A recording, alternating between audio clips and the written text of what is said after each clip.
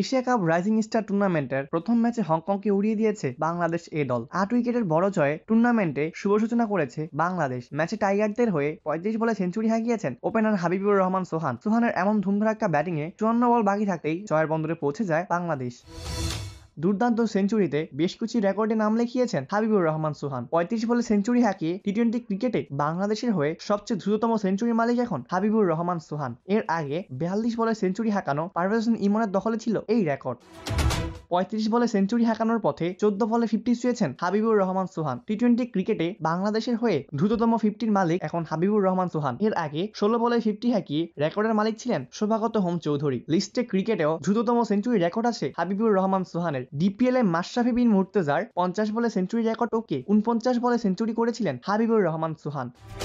ম্যাচে আগে ব্যাট করতে নামা হংকং তুলেছিল ১৬৭ রান। জবাবে মাত্র ১১ ওভারে জয়ের বন্দরে পৌঁছে যায় বাংলাদেশ এ দল। সোহানের সেঞ্চুরিতে ঢাকা পড়ে গেলেও অধিনায়ক আকবর আলীর ১৩ বলে ৪১ রানের হার না মানা ইনিংসে ছিল বেশ নজর কাড়া। অধিনায়ক আকবর আলী ১১তম ওভারে ৫টি ছক্কা হাঁকিয়ে বাংলাদেশকে জয়ের দেখা দেখান।